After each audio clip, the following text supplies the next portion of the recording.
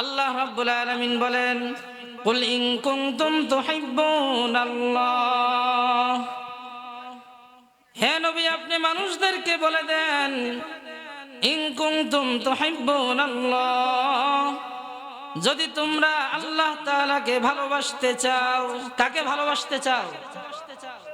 In কুনতুম তুহিব্বুনাল্লাহ, যদি আল্লাহ তাআলাকে ভালোবাসতে চাও তাহলে তোমাদের জন্য করণীয় হলো ফাত্তাবিউনি, হে মানব সকল তোমরা আমি রাসূলকে অনুসরণ করো। কাকে অনুসরণ করব?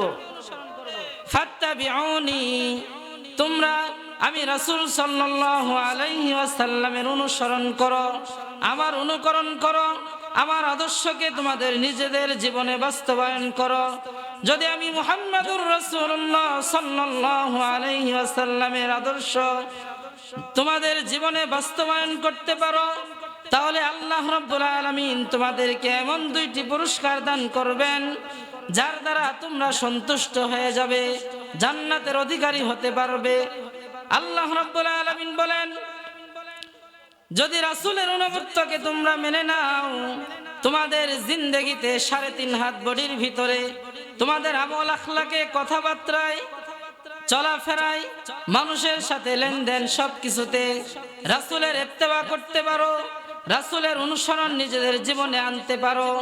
আল্লাহ তাআলা বলেন ইউহিব্বুকুমুল্লাহ, তাহলে আল্লাহ তাআলা স্বয়ং তোমাকে ভালোবাসবেন। সাইয়্যাতি আমালিনা, من يهده الله فلا مضل له ومن يضلله فلا هادي له، ونشهد أن سيدنا ومولانا محمدا عبده ورسوله، أرسله الله تعالى إلى كافة الناس بشيرا ونذيرا وداعيا إلى الله بإذنه وسراجا منيرا. أما بعد، فقد قال الله تبارك وتعالى في كلامه المجيد وفرقانه الحميد بعد أعوذ بالله من الشيطان الرجيم، بسم الله الرحمن الرحيم. قل إن كنتم تحبون الله فاتبعوني يحببكم الله ويغفر لكم ذنوبكم والله غفور رحيم. وقال رسول الله صلى الله عليه وسلم في الحديث الشريف: لا يؤمن أحدكم حتى أكون أحب إليه من والده وولده والناس أجمعين. وقال الشاعر في شعره: عشق محبوب खुदा जिस दिल में हासिल नहीं, इश्क महबूब खुदा जिस दिल में हासिल नहीं, लाखों मोमिन हो मगर ईमान में कामिल नहीं. سبحانك لا علم لنا إلا ما علمتنا إنك أنت العليم الحكيم. سبحان الله رب العرش العظيم.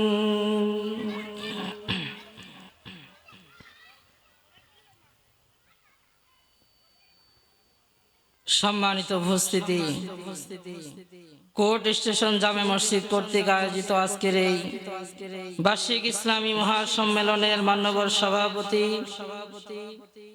উপস্থিত হযরত উলামায়ে কেরাম, মুরব্বিয়ানে আযম ও আমার সামনে উপবিষ্ট মুসলমান দিন দরদি ভাইয়েরা এবং পর্দার অন্তরালে উপবিষ্ট আমার মা ও বোনেরা, আল্লাহ রাব্বুল আলামিনের কোরআনে কারীমের অসংখ্য আয়াত থেকে একটি আয়াত তেলাওয়াত করেছি এবং রাসূল আরবি সাল্লাল্লাহু আলাইহি ওয়াসাল্লামের অসংখ্য হাদিস থেকে একটি হাদিস পাঠ করেছি। আল্লাহ রাব্বুল আলামিনের উক্ত আয়াত এবং রাসূলের হাদিসের উপরে কিঞ্চিত পরিমাণ আলোকপাত করার চেষ্টা চালাবো ইনশাআল্লাহ। আমরা সকলে ইনশাআল্লাহ মনোযোগ সহকারে শ্রবণ করব, আমলের নিয়তে শোনার চেষ্টা করব ইনশাআল্লাহ। ওমা তাওফীকি ইল্লা বিল্লাহ। সম্মানিত উপস্থিতি, আল্লাহ রাব্বুল আলামিন আমাদেরকে সৃষ্টি করেছেন। আল্লাহ রাব্বুল আলামিন আমাদেরকে দুনিয়ার জমিনে প্রেরণ করেছেন। আল্লাহ রাব্বুল আলামিন দুনিয়ার জমিনে প্রেরণ করার পর আল্লাহ রাব্বুল আলামিনের রাহে কিভাবে আমরা চলতে পারি, আল্লাহ তাআলার সন্তুষ্টি আমরা কিভাবে অর্জন করতে পারি, এজন্য আল্লাহ রাব্বুল আলামিন আমাদেরকে রাসূল আরবি সাল্লাল্লাহু আলাইহি ওয়াসাল্লামকে নবী হিসেবে প্রেরণ করে কোরআনে কারীম নাজিল করে দিয়েছেন। আল্লাহ রাব্বুল আলামিনের দেওয়া সেই কোরআন এবং রাসূল আরবি সাল্লাল্লাহু আলাইহি ওয়াসাল্লামের সুন্নাহ মোতাবেক যদি আমাদের জীবনকে গঠন করতে পারি, তাহলে আমাদের ইহকাল এবং পরকাল শান্তিময় হয়ে যাবে। আল্লাহ রাব্বুল আলামিন রাসূল আরবি সাল্লাল্লাহু আলাইহি ওয়াসাল্লামকে আমাদের নবী হিসেবে প্রেরণ করে উত্তম একটা আদর্শ নমুনা আমাদের সামনে দান করেছেন। সেই রাসূলের সুন্নাহ মোতাবেক জিন্দেগি গড়ার জন্য আল্লাহ রাব্বুল আলামিন সরাসরি কোরআনে কারীমে নির্দেশ দিয়েছেন। সেই রাসূলের জিন্দেগি মোতাবেক যদি আমাদের জীবনকে আমরা গঠন করতে পারি, সুন্নতি জিন্দেগি যদি আমাদের গঠন হয়ে যায়, রাসূল আরবি সাল্লাল্লাহু আলাইহি ওয়াসাল্লামের ভালোবাসা যদি আমরা দুনিয়ার জমিনে অর্জন করতে পারি, তাহলে আল্লাহ রাব্বুল আলামিন আমাদের এই দুনিয়ার জিন্দেগি সুন্দর করে দিবেন, শান্তিময় করে দিবেন এবং আখিরাতে আল্লাহ রাব্বুল আলামিন আমাদের জন্য ওই রাসূলের শাফাআত কবুল করবেন। রাসূলের সুপারিশ পেয়ে আমরা বিনা হিসেবে জান্নাতে প্রবেশ করতে পারবো ইনশাআল্লাহ। এইজন্য রাসূলের সুন্নাহ মোতাবেক জীবন গড়ার জন্য প্রস্তুত আছি তো? কারণ আল্লাহ রাব্বুল আলামিন রাসূলের মাধ্যমে আমাদেরকে যে আদর্শ দান করেছেন, এর চাইতে উত্তম কোন আদর্শ দুনিয়ার জমিনে রাসূলের আগেও আসে নাই, পরেও আসে নাই, এখনো নাই, ভবিষ্যতেও কিয়ামত পর্যন্ত রাসূলের আদর্শের চেয়ে উত্তম কোন আদর্শ আমরা খুঁজে পাব না। রাসূলের জিন্দেগির মধ্যে আমাদের জন্য রয়েছে উসওয়াতুন হাসানা, উত্তম আদর্শ আল্লাহ তাআলা আমাদেরকে দান করেছেন। মুহতারাম হাজিরিন, এজন্য আল্লাহ রাব্বুল আলামিন কোরআনে কারীমে ডাক দিয়ে বলেন, কুল ইন কুনতুম তুহিব্বুনাল্লাহ ফাত্তাবিউনি ইউহিব্বুকুমুল্লাহ ওয়া ইয়াগফির লাকুম যুনুবাকুম ওয়াল্লাহু গফুরুর রহিম। আল্লাহ রাব্বুল আলামিন এই আয়াতের মধ্যে আমাদের জন্য একটা কাজ নির্ধারণ করে দিয়েছেন। কয়টা কাজ? কাজ একটা, এর বিনিময়ে আল্লাহ তাআলা দুইটি পুরস্কার ঘোষণা করেছেন। কয়টি পুরস্কার? দুইটি পুরস্কার আল্লাহ তাআলা ঘোষণা করেছেন। যে দুই পুরস্কার যদি কোনো ব্যক্তি পেয়ে যায়, তাহলে তার দুনিয়ার জিন্দেগিতে সব ধরনের কষ্ট ক্লেশ সব দূর হয়ে যাবে। আর আল্লাহ রাব্বুল আলামিন ইন্তেকালের সাথে সাথে তার জন্য জান্নাতের ব্যবস্থা করে দিলেন। জান্নাত দরকার আছে কিনা? দরকার আছে জান্নাতে। আল্লাহ রাব্বুল আলামিন বলেন, কুল ইন কুনতুম তুহিব্বুনাল্লাহ, হে নবী আপনি মানুষদেরকে বলে দেন, ইন কুনতুম তুহিব্বুনাল্লাহ, যদি তোমরা আল্লাহ তাআলাকে ভালোবাসতে চাও। কাকে ভালোবাসতে চাও? ইন কুনতুম তুহিব্বুনাল্লাহ, যদি আল্লাহ তাআলাকে ভালোবাসতে চাও তাহলে তোমাদের জন্য করণীয় হলো ফাত্তাবিউনি, হে মানব সকল তোমরা আমি রাসূলকে অনুসরণ করো। কাকে অনুসরণ করব? ফাত্তাবিউনি, তোমরা আমি রাসূল সাল্লাল্লাহু আলাইহি ওয়াসাল্লামের অনুসরণ করো, আমার অনুকরণ করো, আমার আদর্শকে তোমাদের নিজেদের জীবনে বাস্তবায়ন করো।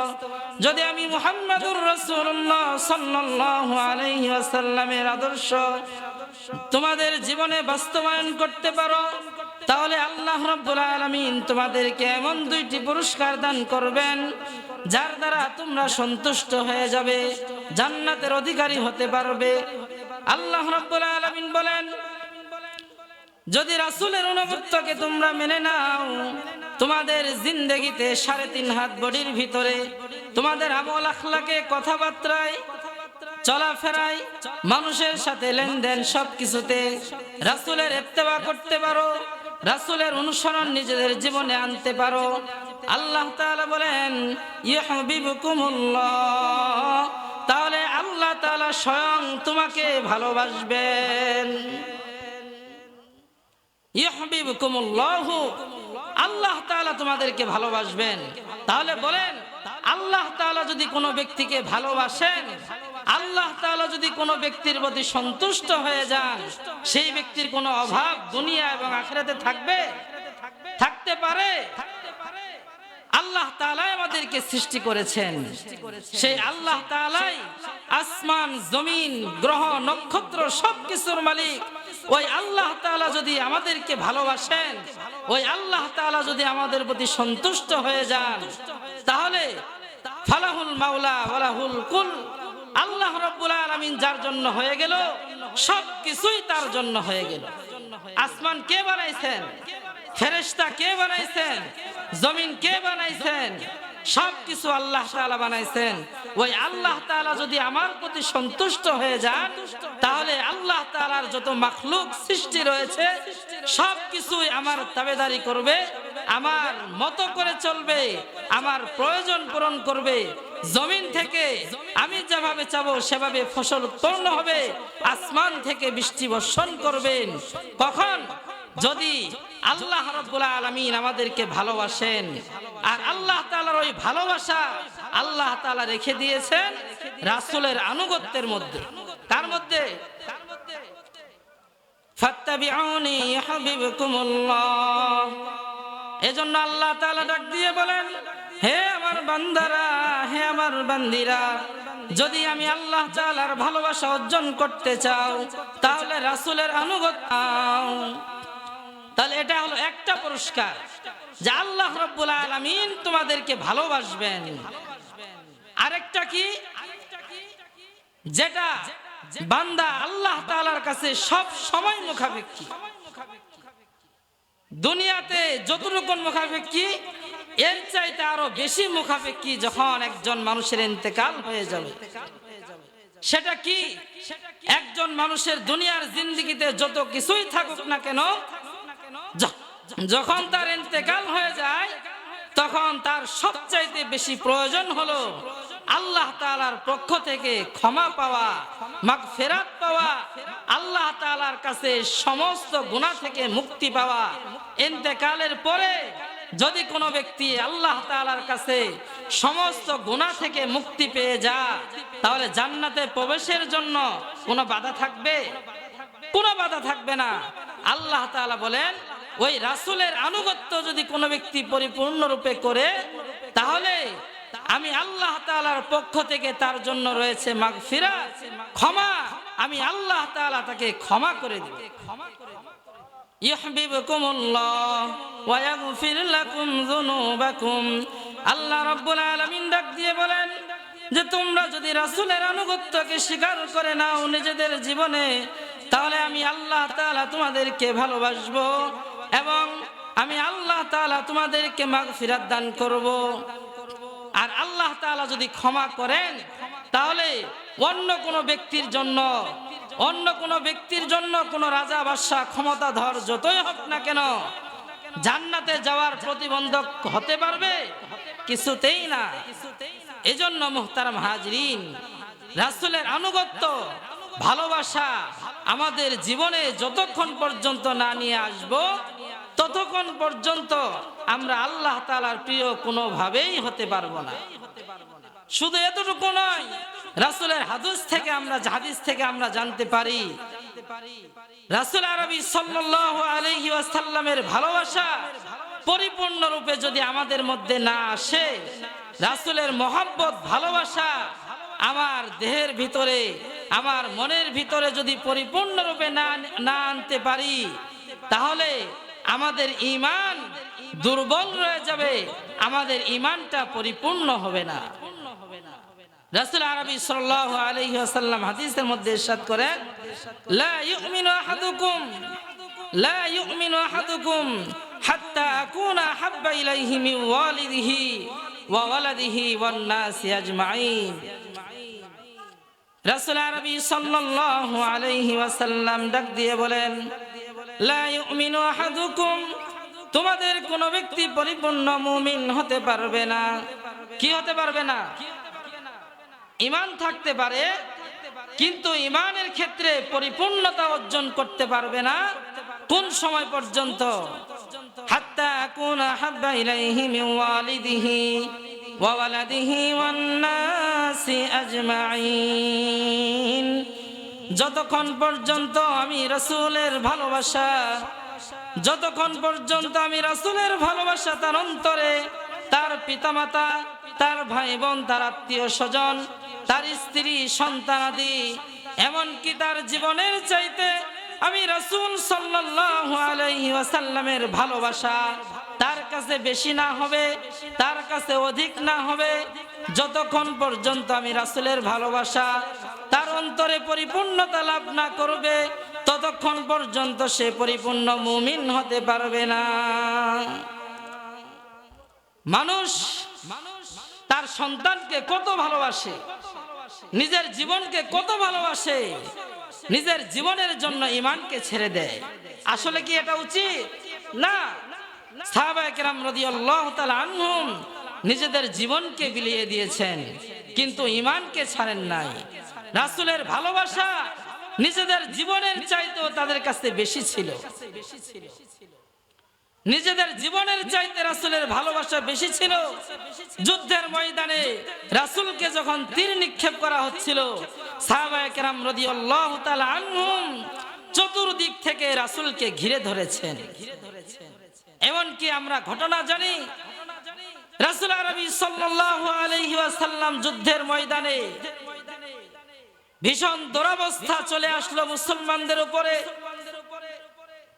চারিদিকে খবর ছড়িয়ে পড়ল, মুনাফিকরা খবর ছড়িয়ে দিল যে আমার রাসূলকে যুদ্ধের ময়দানে শহীদ করে ফেলা হয়েছে। রাসূলকে যুদ্ধের ময়দানে শহীদ করে ফেলা হয়েছে। এই খবর যখন চারিদিকে ছড়িয়ে পড়ল, কোন পুরুষ নয়, আল্লাহর নবীর একজন সাহাবিয়া মহিলা মানুষ, দেখেন মহিলা মানুষ, তার ভিতরে রাসূলের মহব্বত, ঈমানি মহব্বত কেমন ছিল। মা বোনরা, আমরা শুনি আমাদের মধ্যে রাসূলের মহব্বত কেমন আসা দরকার। যখন মদিনায় সর্বদিকে ছড়িয়ে পড়ল যে রাসূলকে হত্যা করা হয়েছে, আল্লাহর নবীর একজন সাহাবিয়া মহিলা তিনি বাড়ি থেকে দৌড় দিলেন যুদ্ধের ময়দানের দিকে। রাস্তার মধ্যে তাকে সংবাদ দেওয়া হলো যে তুমি কোন দিকে দৌড়াচ্ছ, তোমার স্বামী, তাকে তো যুদ্ধের ময়দানে হত্যা করা হয়েছে, সে ইন্তেকাল করেছে। মহিলা তার স্বামীর কথায় কর্ণপাত করলেন না, যে স্বামী ইন্তেকাল করুক।